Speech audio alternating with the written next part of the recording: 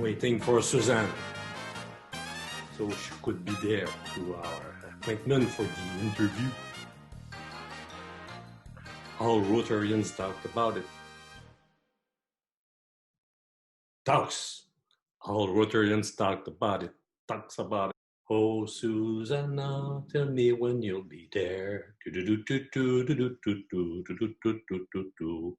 It's gonna be fun. I have great questions for her. If she gets in there. Hey! How are you? Good, bonjour. Bonjour! That's great seeing you. So welcome every Rotarian, and I'm the web host of that new web series. Every Rotarian talks about it. And we have our guest, Suzanne Uhl-Melanson. Uhl-Melanson. As Yul-Brenner, the bald guy, you know? That's it. Can I drink my wine while you're talking? Of course, and let's cheers with my kombucha. Cheers. Cheers. So, Suzanne Uhl-Melanson joined the Rotary Club of Waterville in November 1999 as the Prince song, 1999. After just dabbling in Rotary, showing up to meetings but not really participating, what was it about? I wasn't involved. Nobody involved me in Rotary. Nobody put me on committees. I just showed up, went to meetings, and it just wasn't happening for me. I went, not really knowing what to expect, and I wasn't putting anything into it. So I decided after 5 years that it was my fault because I wasn't engaging myself. So I decided to give it a go. So I joined some committees, and I decided that I really needed to participate in order to really understand what Rotary was about. And then if I didn't like it, I'd move on. I was new to the community. So I had just moved to Waterville. Okay. And I had started my own business. And I wanted to get to know what we would call influencers, important people in the community. I wanted to get to know who they were. And Rotary was the place to do that. It was the place to meet all of the important community leaders. Yeah. So that's why I joined. You attended our first district conference in Quebec City, and then you were hooked. Yes. What happened there? I met all of my favorite Quebecois. Everybody was very friendly. The food was great. Yeah. The wine was not too shabby. Yeah. And it was just a great experience in a wonderful city. Oh, I then realized there was more to Rotary than just one club. That's right. I saw a picture of you on the Facebook page about having a shower with the tuba and the mask. Every year we have an auction, and we had one this year. In fact, it's called Spring Fling, and these are adventures that our club Rotarians donate. So our incoming president auctioned the opportunity for somebody to dump ice cold water on his head. So I bid that up to $150. Wow. So it's always for a good cause. It's an expensive shower. Then our Sergeant of Arms, John Dalton, he jumped up and he said, I will double that bid if I can dump the water on our district governor. So it's like, okay, fine. You want to spend that much money to dump water on me? Bring it on.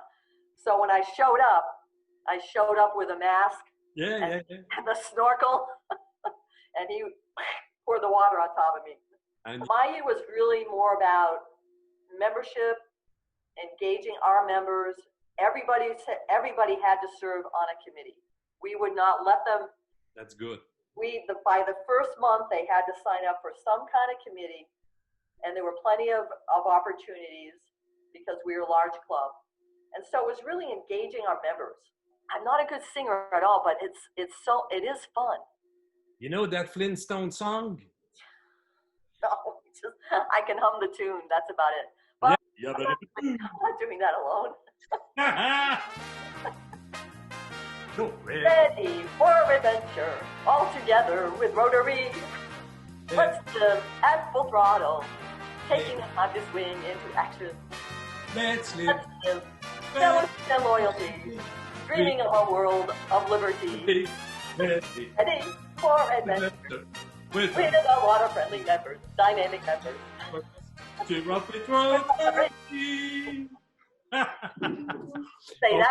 that is goofy.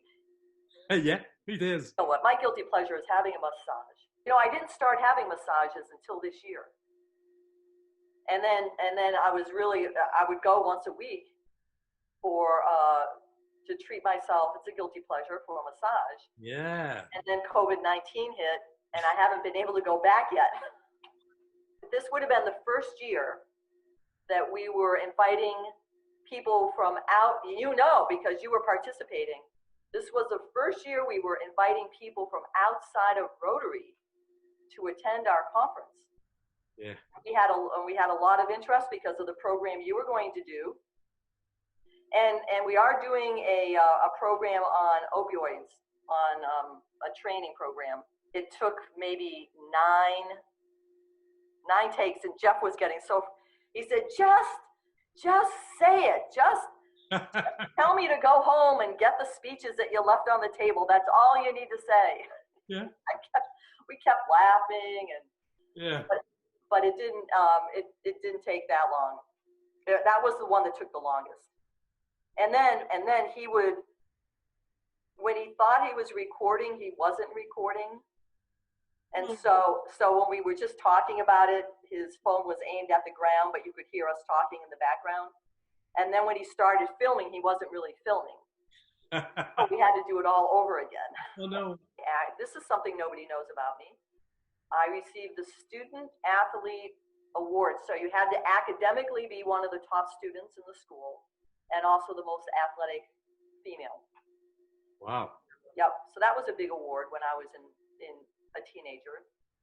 What I tell myself, knowing what I know now, right? You know, I did not have a lot of self-confidence when I was young. And I think what I would have done was I would have told myself to not be afraid to try different things. So to get out of my comfort zone a little bit more and not be afraid to try new things. It would be Madeleine Albright. Madeleine Albright was the first woman Secretary of State for the United States. And she really paved the way. And I read just a little autobiographical column about her, and I listened to her on an interview. Such an intelligent woman. As you can imagine, when she was Secretary of State, it had to have been probably 15 years ago at least. And that's when women didn't have, and they still don't, but they didn't have any really high positions. And so you can imagine Secretary of State for the United States being a woman traveling all over the world and having to engage with men from different cultures. But she was really a firecracker and really well respected for what she did. So I would want to sit down with her and have lunch with her. The book choice was really hard. And so rather than, I would leave it up to the genie, but it would have to be a book of poetry. You could read poetry, or at least I could read poetry, the same poem, over and over and over again and get something different out of it. Music, I think, would be probably the Beatles and either their White Album or Revolution, and only because I never get tired of listening to their music either.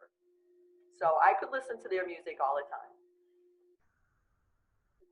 Back must have been in the 50s and 60s, there was a TV series called I Love Lucy. Of course, Lucille Ball. Yes. So if I could, instead of a movie, if there was one long program with all of her best shows They're so funny.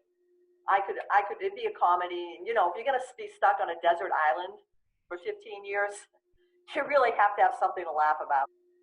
Eradicate polio. You know, the other would be to get rid of all of the conflict in the world. So there's no more conflict.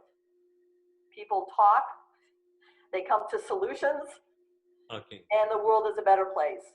And part of that other wish, I think, is it's got to be a two-handed wish, would be really to get rid of all racial injustice. I'll tell you a story. Yeah. I've been on the other side of the fence. So I actually lived in Puerto Rico for almost a year. And where I lived in Puerto Rico, there were not many white people. Supposedly. And so I stood out. So anytime I went to the store, anytime I went shopping, I was the person that people were looking at. Yeah.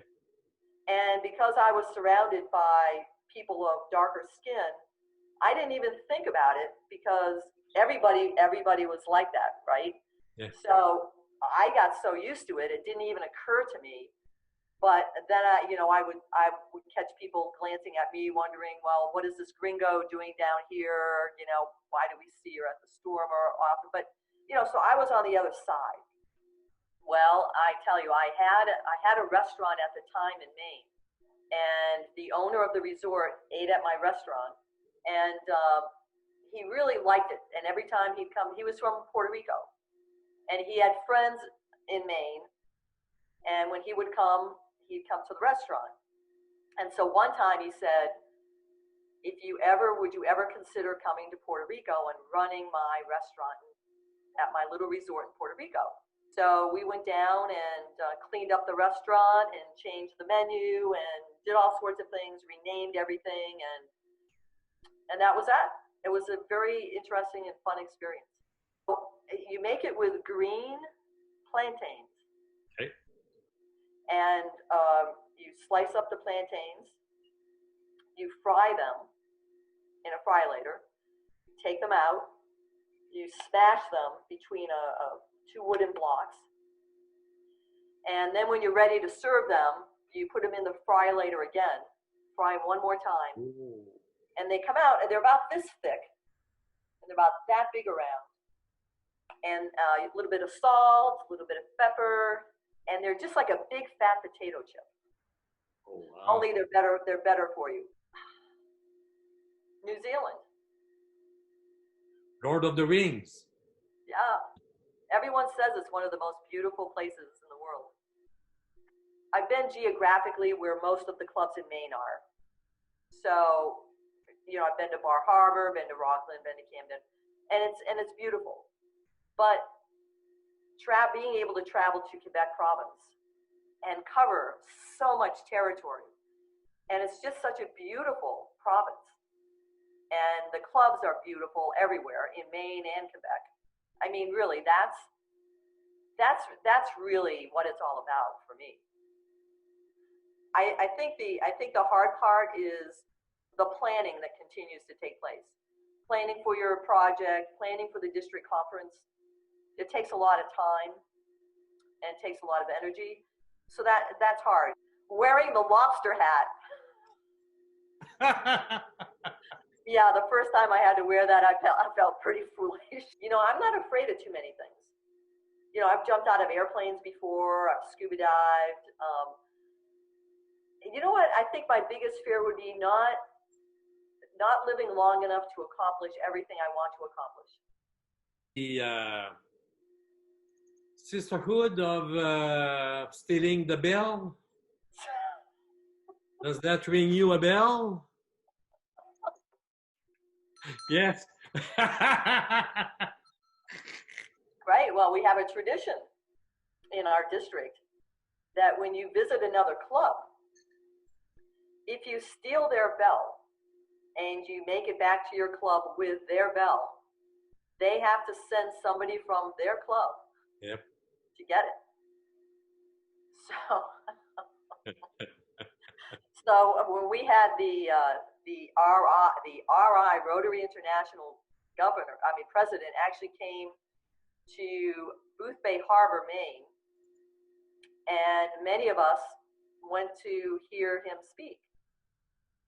And we had a big storm, and everybody had to move inside.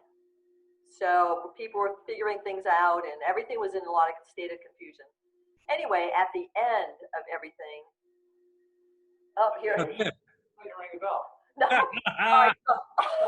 So see this is a ring for more wine bell. Okay.